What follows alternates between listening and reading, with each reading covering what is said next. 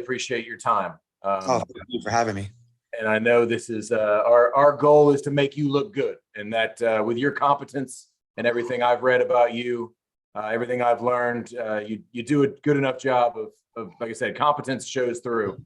And in this case, it's a real heartfelt story, because it's always a tough question to ask, to tell this story, and you've made that part of your life. This is your mission. I was reading through again.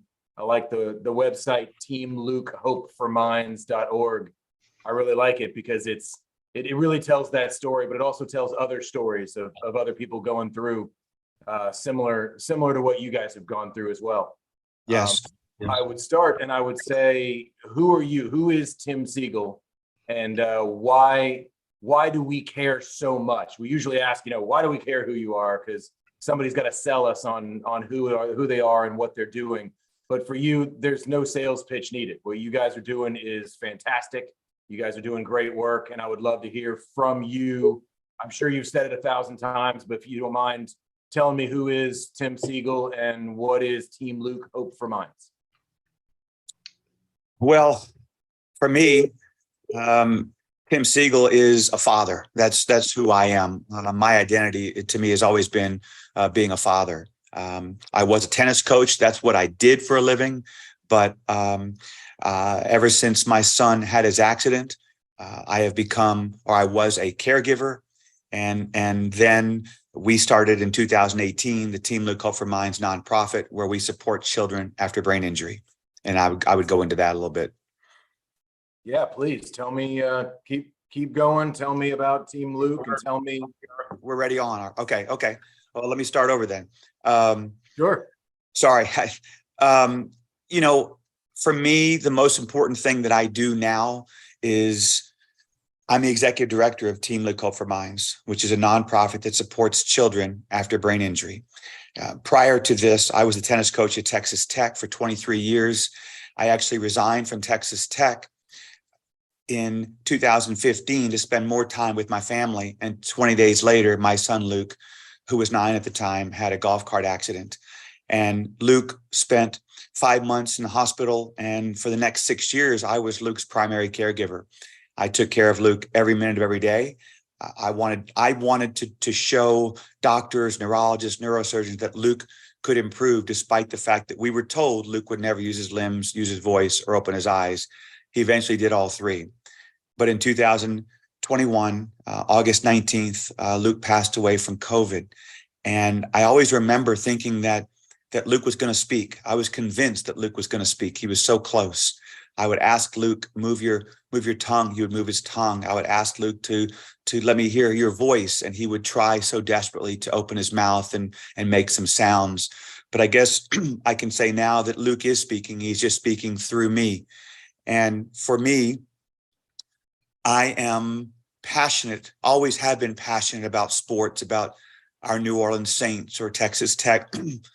But now I'm passionate about Team Luke Hope for Minds, which supports children after brain injury. We started in 2018. I became the executive director at that time. I have a partner in Austin. We have a staff all over Lubbock, Texas, and Austin and other places. And we are blessed now to help so many families all over the country. In 2021, we granted over $500,000, the same last year in 2022. This year, we actually already have over 67 families on a waiting list, trying to keep up with the applications. We're receiving an application almost every single day. Families whose children had a brain injury from golf cart, like my son, ATV, accidents at home, car accidents, non-fatal drownings, and so many more. Just yesterday, I spoke to a father who has 6 children, and his 6th child had a non-fatal drowning, and that little precious angel is only 2 years old. So those are the kinds of things that I hear every day. And what I try to do, and what we try to do, is to give hope to families through education, through financial support. We have support groups online. I have a dad support group.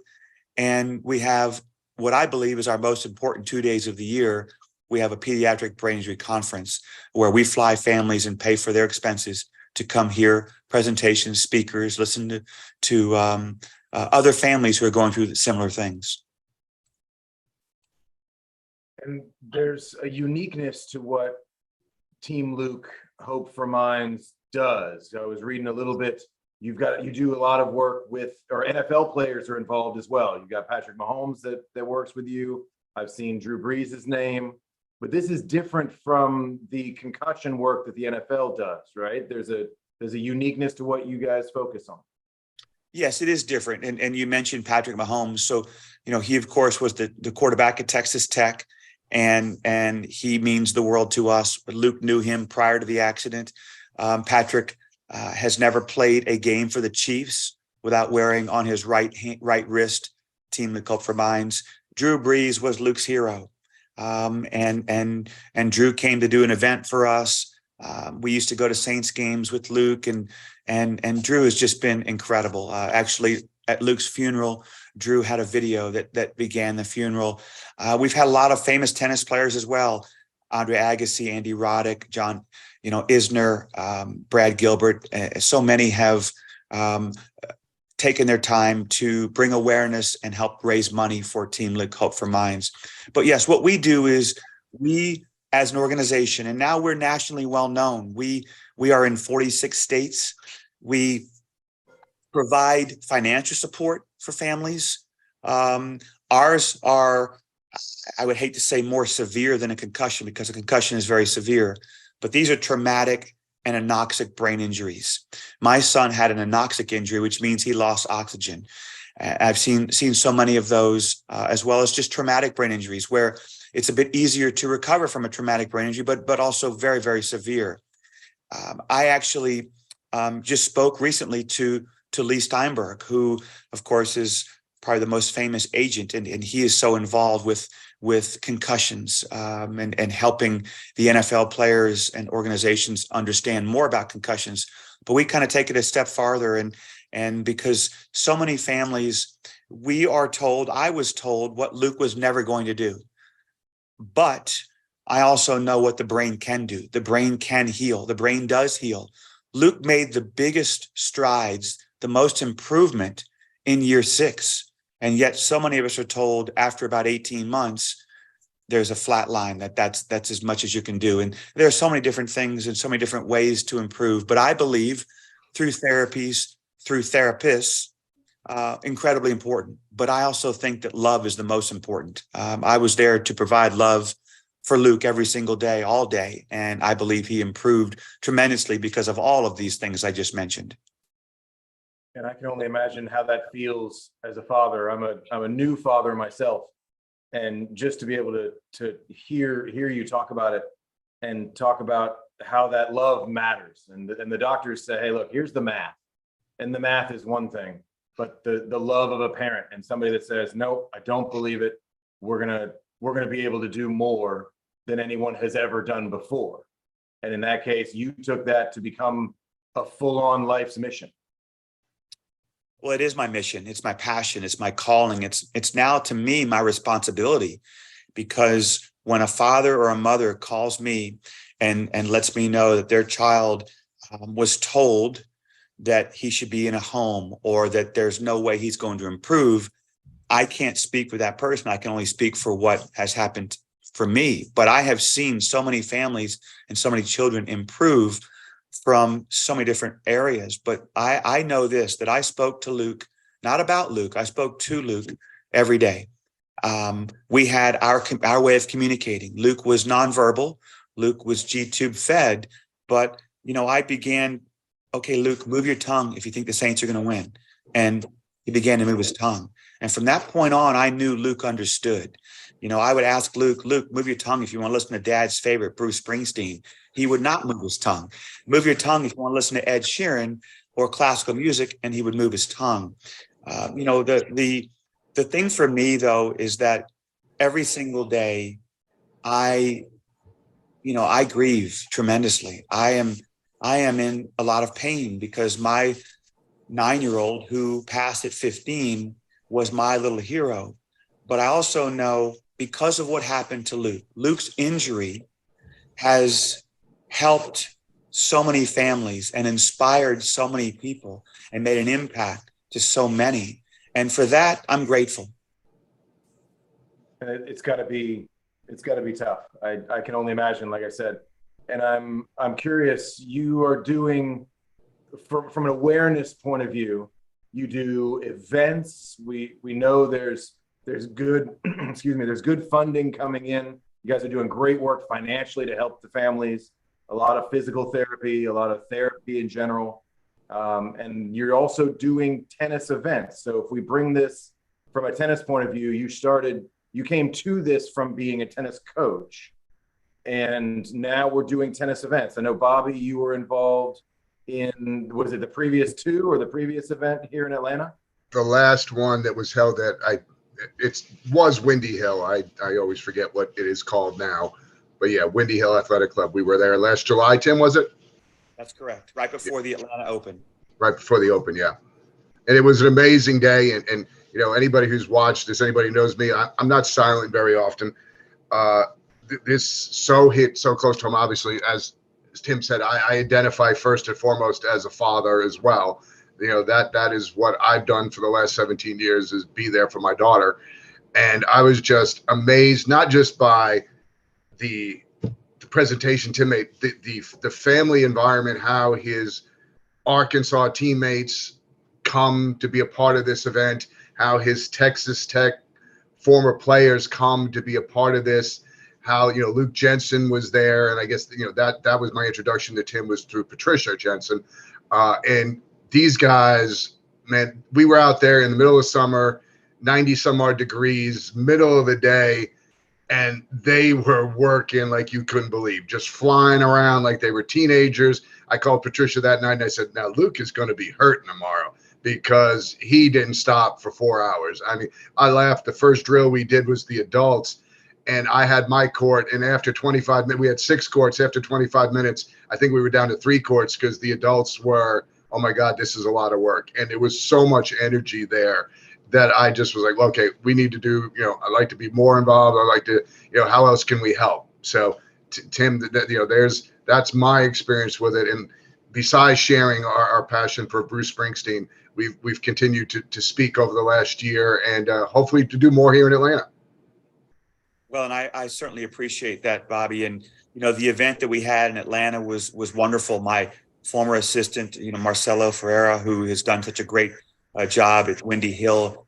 But as you mentioned, the tennis community, because I played collegiately at the University of Arkansas and then played professionally, was fortunate enough to have been played all the Grand Slams and keep in touch with a lot of those players. You know, the tennis world has really supported what we're doing. And to have Andre Agassi and Andy Roddick, among others, that have taken their time to have an event and to help us raise money and awareness, that's what we want to continue to do. We have events all over the country, from golf tournaments. We've had Drew Brees, Demario Davis from the Saints.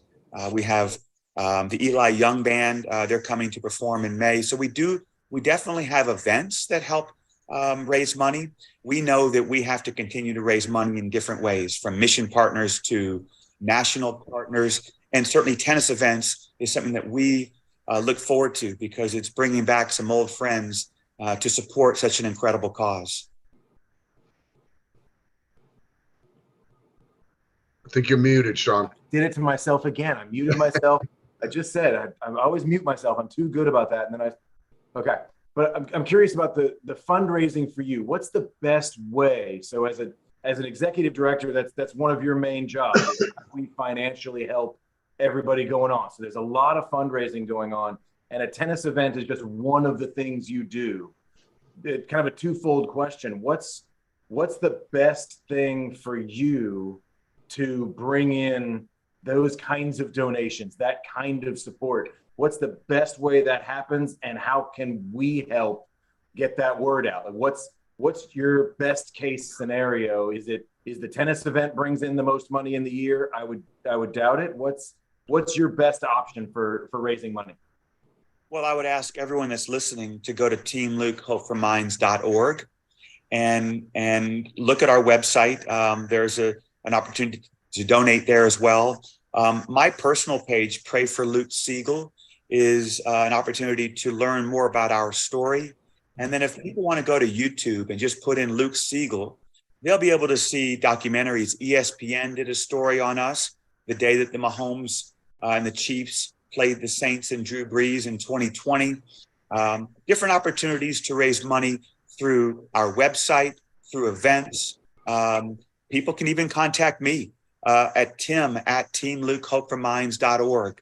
I'm happy to speak to anyone regarding that because, as I said earlier, we never dreamed that after 4 years, we would have granted over $500,000 each of the last 2 years. This year, we're on track to grant almost $1 million. The problem is we don't have $1 million to grant at this point. So we're continuing every day to raise money.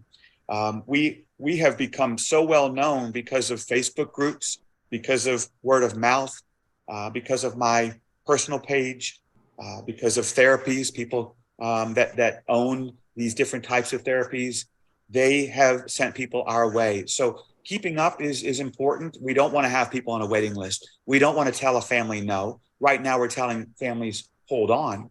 But we do so many things other than just offer financial support, through education, through support groups online, our pediatric brain injury conference.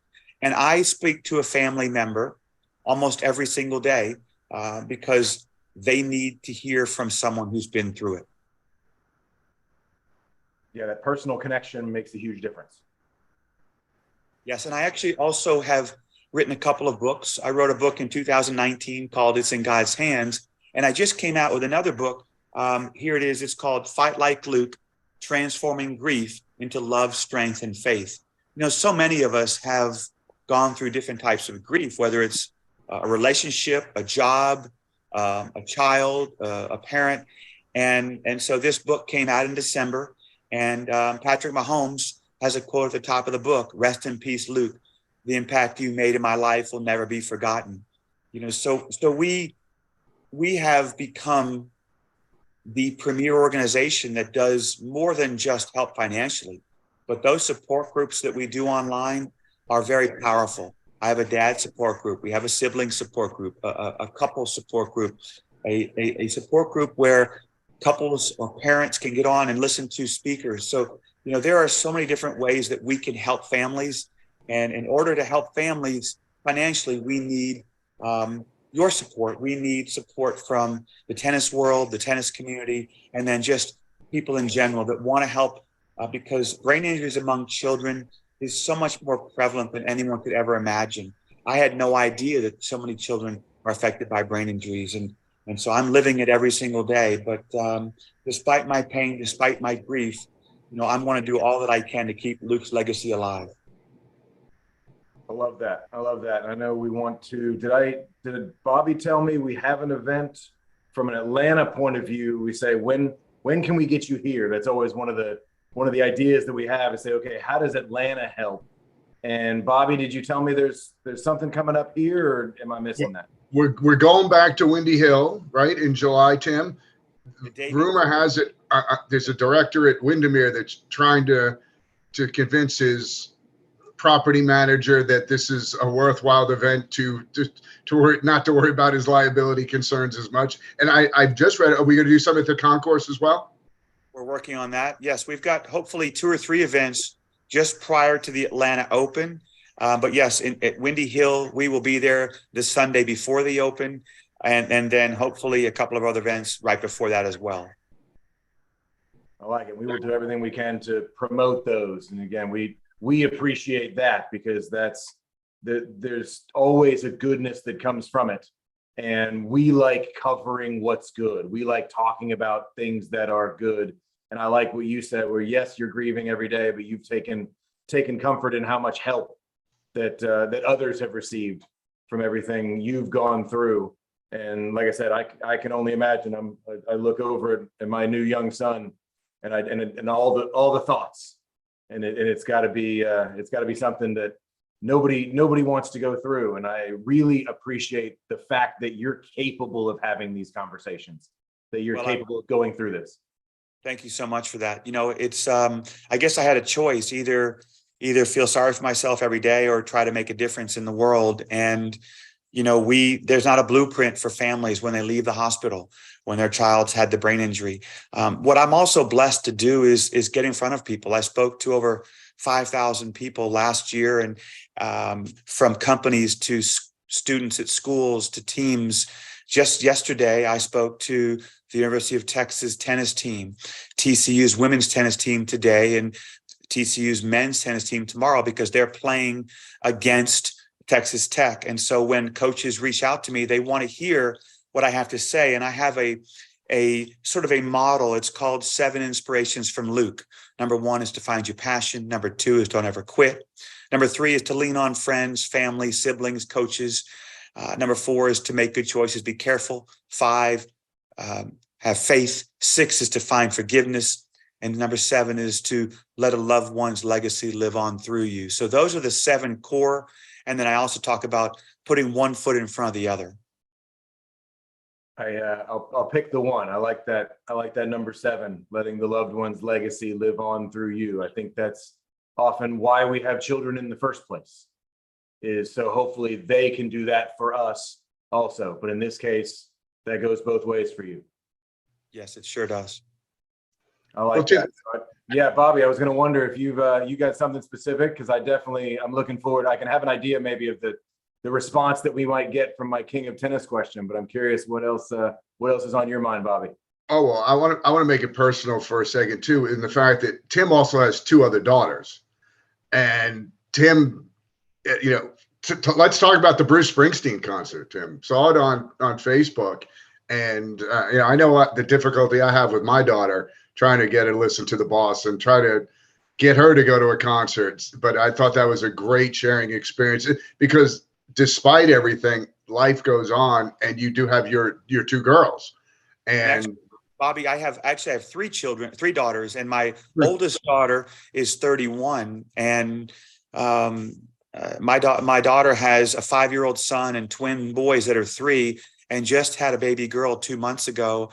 And another kind of, I guess you could call it a tragedy, or in our case, we're going to look at it as a blessing.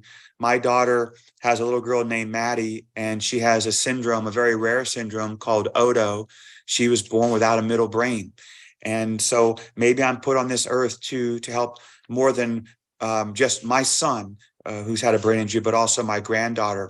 But what happened to me is I've always been someone that just loves being with my children. I left Texas Tech to be with my children, and the accident happened just 20 days later. But I have a 31-year-old daughter, a 20-year-old daughter, an 18-year-old daughter, and I'm so fortunate, and I don't take for granted that my girls still love being with their dad.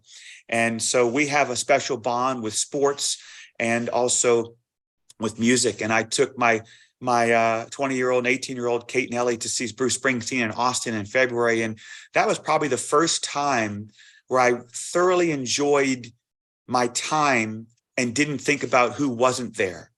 And so the music and being with my girls, I had dinner last night with my girls. I'm trying to make up for lost time.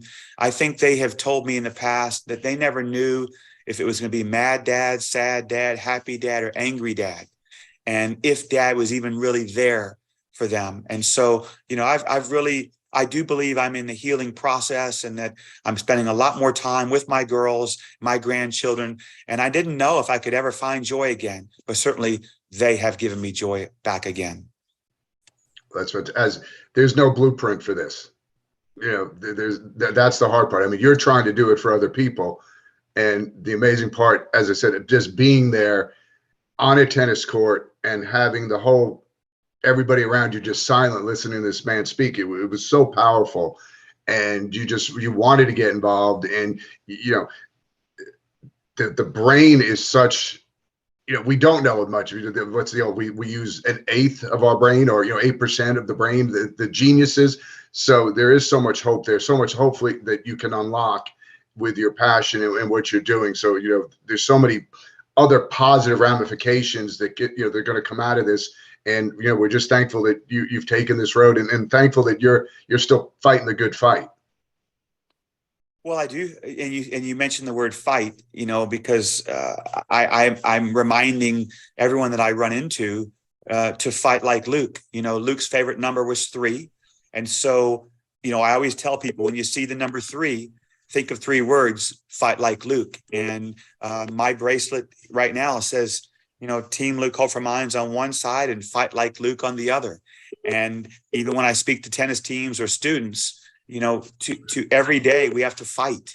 Fight through adversity, fight through things that may seem insignificant, but regardless, we have to fight every day. And, I am going to do everything I can every single day to fight like Luke.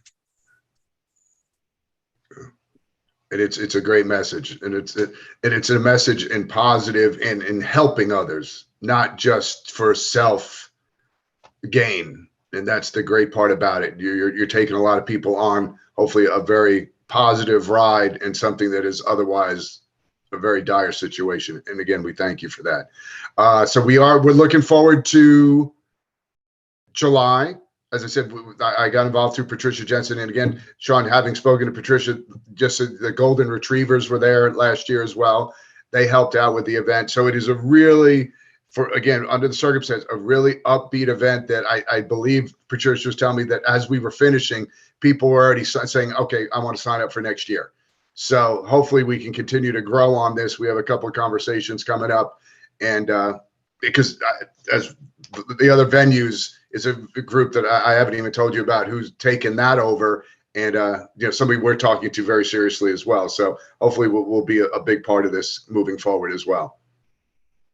And I did not pay Tim to mention TCU during the podcast. Just let's get that out of the way. And let's be clear, Patrick Mahomes, I think, threw for 700 yards against TCU while he was at Texas Tech. So, and Arkansas. Can we talk about the Arkansas? How did you end up at Arkansas? Well, I'm from New Orleans, and at the time, in 1982, I had visited 5 schools: Texas, Clemson, Arkansas, TCU, actually 4 schools at the time.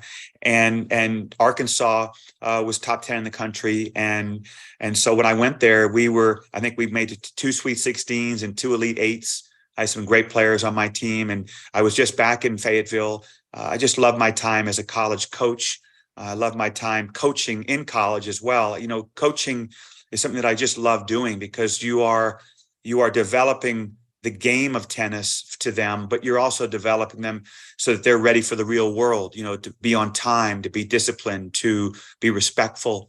And I think that many of my players, look back and they realize that although I was tough and demanding, that maybe it helped them later in life. And now that they have children, they understand more than ever, to love and enjoy every second of being a father, because to me, there is nothing better, nothing more rewarding than being a father. And at 59 years old, I'm not only now a father, but also a grandfather, and I'll never take for granted the joy that I have. Although I don't have my son in front of me or with me, he's inside me, and he is in my heart every day. I don't know what else I could say there, Sean. I'm like, yeah, you win. I mean, it's the kind of thing that you don't want to win, but you have that to share, and you have that love in your heart, and you have a thing that he'll always be with you, and that's phenomenal. And like I said, again, thank you for the strength, because I can only imagine what it feels like to have this conversation every day, and be able to share that with everyone. And that's your grief story, that's your grief journey. And I'll tie that in, if you don't mind. I don't know if this is a direction you would go if you were king of tennis for a day. And we always bring it back to tennis, of course, if we can, but at least we start there. But in this case, we start with you and try to bring it into tennis and say, if you were king of tennis, is there anything you would change, is the typical question. And sometimes that answer is defined by obviously who we are or what we do, and obviously how we view the world. And you've got a unique view of the world at this point in your life. So if you were king of tennis, is there anything you would change, anything you would do? Well, I think there's a couple of things. I know that there was, I'm not sure if it was Tiafo or Fritz, maybe one of them, that mentioned, to have a bit more fun, even at changeovers where you've got music. And I would like to see more entertainment. But really the number one thing, when I was a coach at Texas Tech, I was also a promoter. I wanted to market our sport. we were 2 in the nation in attendance. We had over 500 to 1,000 people at every match because we brought people in because it was such a great experience. I think professional tennis needs to do a much better job of marketing our top players, marketing our American players much better. Someone who's ranked 30 in the world may go on the street and not be recognized, but in Europe, because of soccer and tennis being the top 2, they are. I just think professional tennis, it's incredible what these players are doing. I think we are at a great time, both men and women, where there are, so many good players. It's not so top heavy where anybody can win a Grand Slam. Certainly the Alcarazes of the world, they bring such joy and excitement and energy. He is just amazing, but the American tennis players are doing so well. I would just love to see our sport market our players in a much better, much different way, because I don't like seeing tournaments where the stands are half empty. And it's so important now with certainly pickleball has become so prominent, but I think both can kind of help each other. But I just want to see our sport thrive because there's probably never been a better time. The Djokovic's, the Federer's, and the Nadal's, the big 3 are slowly going away to about just the big 1. But Djokovic now has some competition. We have so many great players now. And I think if you polled the average tennis fan, they may not even know what some of these guys and how great some of these guys really are. So, I certainly want to promote the sport. I'm doing that as much as I can on a collegiate level. I attend the U.S. Open. One of my former players, Gonzalo Escobar, is 40 in the world in doubles, and I was there to support him at the U.S. Open, also in last year's Atlanta Open, and I hope to do the same this year as well. Escobar, is he Ecuadorian? Yes, he is. Oh my goodness. Okay, I'm completely interrupting. I hope you don't mind. We can cut this out if we need to. Jovi, can you come visit me for a second? All right. So my wife is from Ecuador, and we struggle to find Ecuadorian players because there's just not that many that come from the country. And we found this one guy, Escobar, and I haven't seen him play any singles matches. He's just been playing doubles. I had no idea he had a connection to you. Come here for a second. I want you to meet Tim. We're gonna say hello real quick, if you don't mind. We're a little backwards. All right. So my wife Giovanna, and my son Giovanni. He's 6 months old, coming up in a few days. Beautiful. And we get so excited watching the guy that is from Ecuador. It's like he's the only one that we can find there. I think there are 1 or 2 total on the men's side of the game that are from Ecuador. But Escobar, the guy we watch, played college tennis. Is that right, Tim, for you? He played for me at Texas Tech. Gonzalo actually made the finals of the NCAA doubles. Absolutely tremendous person, a professional in every way. And I'll never forget the story. He wasn't sure he wanted to play professional tennis. He didn't think he was good enough. He tried the singles side of things, got to around 300 in the world, but I always told him he had the instincts and the talent to be a great doubles player. And his very first match in 2023, he beat Djokovic in doubles. He is currently 40 in the world. He is in Europe right now. We speak regularly. He plans to be in Atlanta this year. And of course, I'll also watch him at the US Open, but you guys follow him because he's not only a great player, but he's a great guy as well. Oh, thank you so much. Let's make sure we get together when he visits. That would be fantastic. Yes. Also meeting you guys some Team Luke Hofer Mines merchandise. How's that? we were just, I'm the only one not in the Team Luke. Yeah.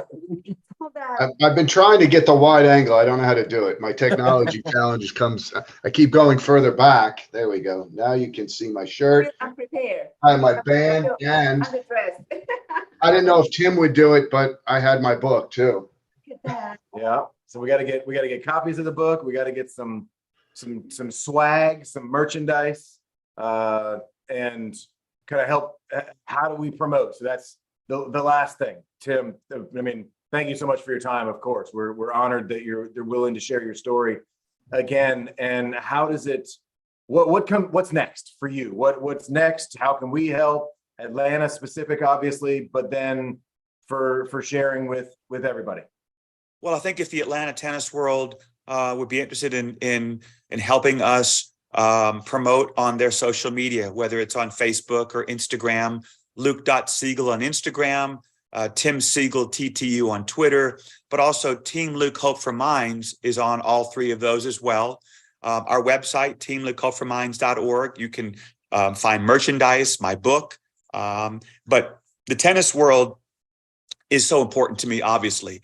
And so I look forward to being in Atlanta. I actually go to Atlanta quite often now because my brother, who lives in Noonan, Georgia, we just moved my parents and my other brother to Noonan. So I'll be in Atlanta probably once every 4 to 6 weeks, just visiting them. So looking forward to connecting with the people in Georgia.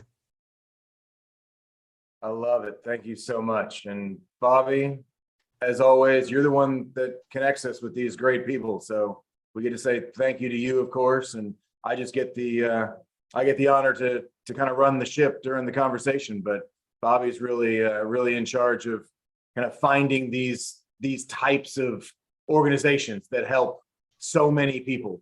And like I said, we're focused on Atlanta, but you're not. So we're excited when you are here. But if there's more than just Atlanta, that's okay. We can help you scream it from the rooftop. Yeah, scream it from the rooftop, so to speak. But Bobby, anything else for Tim? Are we Tim, when are you coming back? When's your next time here? I'll be back in May Okay. to visit my parents at some point for sure. And then of course in July, but I'm trying to see my parents once a month.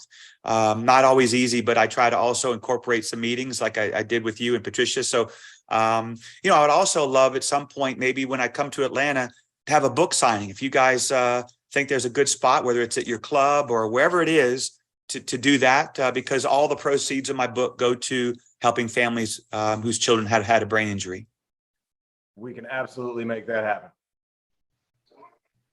Well, like I said, we're working on multiple locations for this year, and although we got on board, I love the 3-3-23.